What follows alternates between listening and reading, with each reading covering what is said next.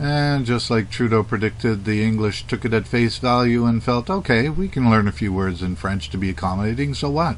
It's good for the country. Well, again, the French viewed this as simply the English being weak and accommodating. The whole push to create a bilingual Canada grew into the idea that all students and all children must be immersed in French at school, which in turn grew into full French immersion schooling courses for practically all English students who were going through the schooling system throughout almost all of Canada. This, of course, meant that thousands of French teachers, those could also speak English, had to be hired.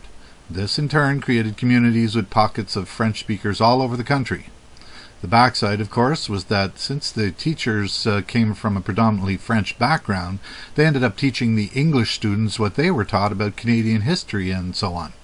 The French historical and cultural slant became the teaching norm in these French immersion courses, while leaving out the somewhat embarrassing and not so politically acceptable bits like the British victory over France. And begin the now famous scaling of the cliffs to the Plains of Abraham just outside Quebec.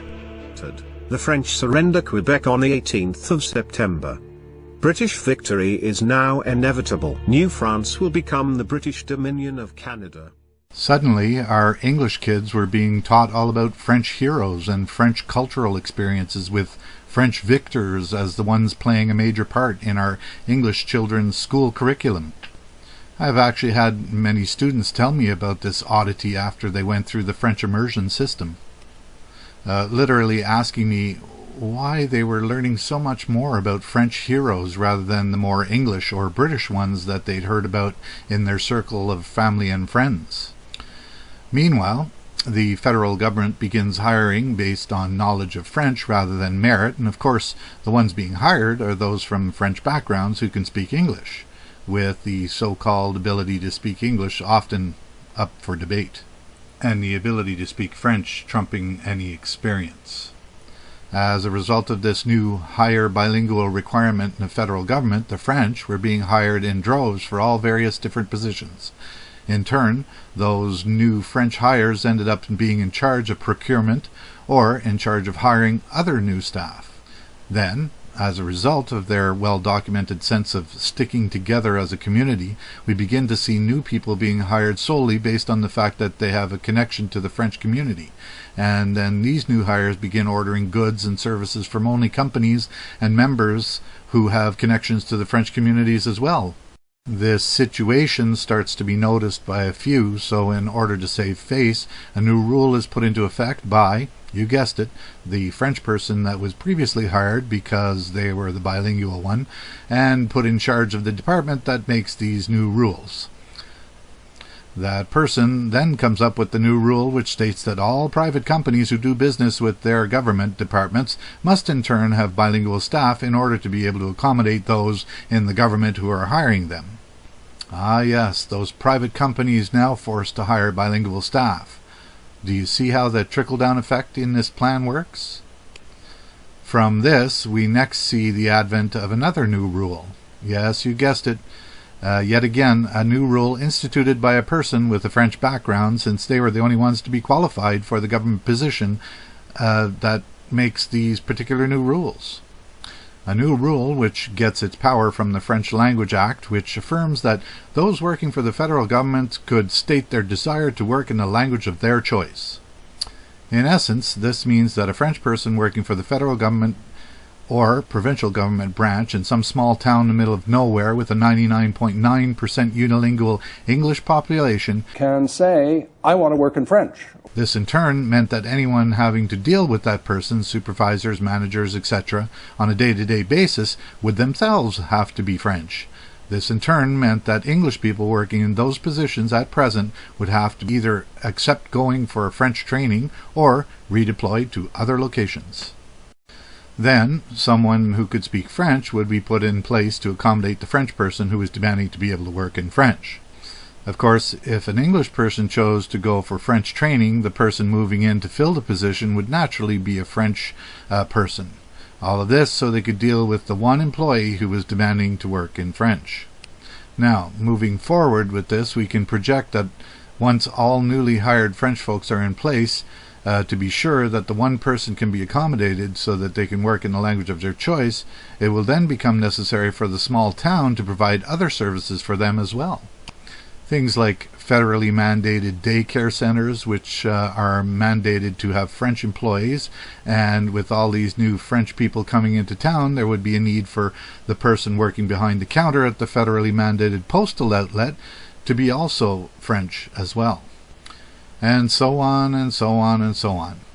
Then the town's hospital begins seeing more and more French patients, so they decide to take advantage of the pseudo-government agency's offer, likely a brainchild of one of those French employees who was the only one who could qualify for the bilingual position, which says that hospitals can voluntarily, declare their hospital to be officially bilingual, and in doing so they would receive a huge influx of grants and funding for the hospital. Voila! The new bilingual hospital, with its officially bilingual status, is now officially mandated to hire a bulk of its staff as bilingual. Remember, of course, that if any of those staff demand to work in French, they must be accommodated, and thus everyone above them, technically speaking, must be bilingual. So, since having any unilingual staff could be a liability, it is often decided that the hospital would just simply cut to the chase and hire all bilingual staff only, which of course means that only those from the French clan can usually qualify for these positions. So, suddenly, with the influx of all the new French bilingual staff, the town, which used to be 99.9% unilingual English, is now more like 80% unilingual English and falling, and is now being run by a minority 20% so-called bilingual French folks. Using this small town scenario and projecting it forward, we can see something like this happening. No jobs for younger unilingual children of the unilingual English folks who have lived in that small town all their lives, so they begin to move out. Then the parents begin to feel the squeeze because so much of their small town is now French and run by the French, and since they have no longer have any reason to stay there since their children have already left, they decide to move out for more English-friendly places as well. The word gets out through the well-established and well-funded French networks which have been set up over the years in order to help the French find opportunities in this country, and voila! We see an influx of even more French people into the town. They buy up the newly available housing which has been left behind by the unilingual English folks who left because they could no longer cope or find employment, and on it goes. So play this scene out over and over again and you see exactly what is happening in many areas. Yes, this scenario is taking place in many communities across this country, and instead of fighting back against this Goliath, a Goliath that is well subsidized, pandered to, and grotesquely coddled by our Canadian government, which incidentally, because of the initial wave of forced bilingualism, is filled with those from the so-called bilingual clan, they simply move further west.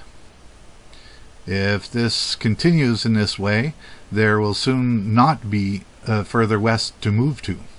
And if, as I said, one projects this scenario forward, the result is clear. The French end up controlling all of this country. So, under the guise of bilingualism, we are now beginning to see Trudeau's plan come to fruition.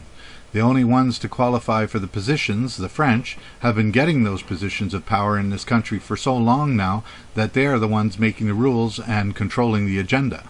As a result of having this power, whenever they come up against any form of adversity which stalls their advancement towards more French accommodation in Canada, they simply rewrite the laws and the rules and carry on.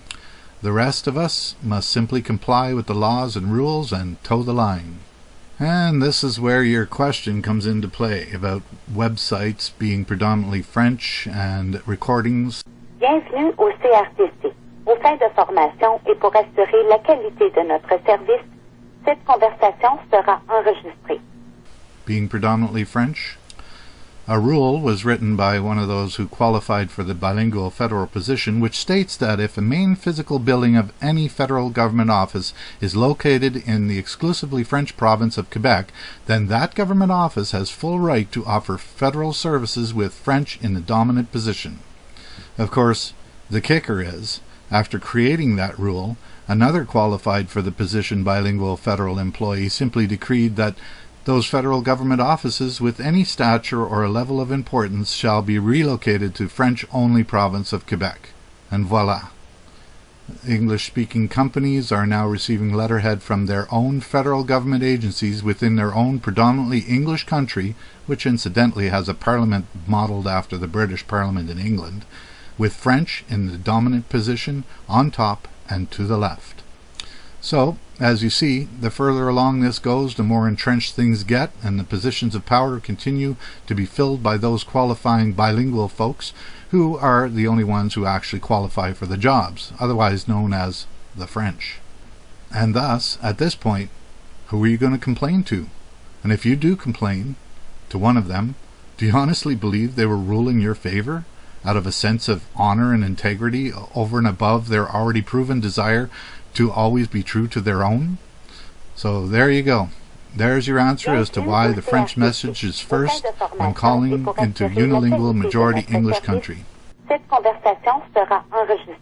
Now, it must be said that this is not an exercise in being anti-French in any way. It actually should be an awakening about the false dream that was sold to the Canadian people as a uniting force that was supposed to allow both English and French to live together in harmony and equality. Yet, for reasons which are drenched in fear regarding the possibility of how any English presence can devour the French and assimilate all, Le bilinguisme pour les francophones, c'est la mort. The French, therefore, cannot take any chances and must insist on French only. With the public sector union arguing bilingualism at work is a nuisance. For the use of English in council chambers. A habit Mayor Caroline Saint-Hilaire described as irritating in a Facebook post. Bilingualism shouldn't be a requirement of employment. French has to be the common language. This reality, which exists in the form of anti-English laws that remove the English language from sound and sight in the province of Quebec, and a push for French dominance anywhere outside the province of Quebec. Edna, good morning. Hi, I live in a farming community just outside of Ottawa. It's called Embrun. It is so French that I cannot get people to speak English to me at the grocery store. Creates zero chance for equality and will never produce harmony in any form. Thus, the English have a choice to make. Carry on believing the lie, or finally face the reality that the stated goal of Canada being a bilingual country can never become a linguistic reality if, as far as the French are concerned, the bi in bilingual means French dominance or French only.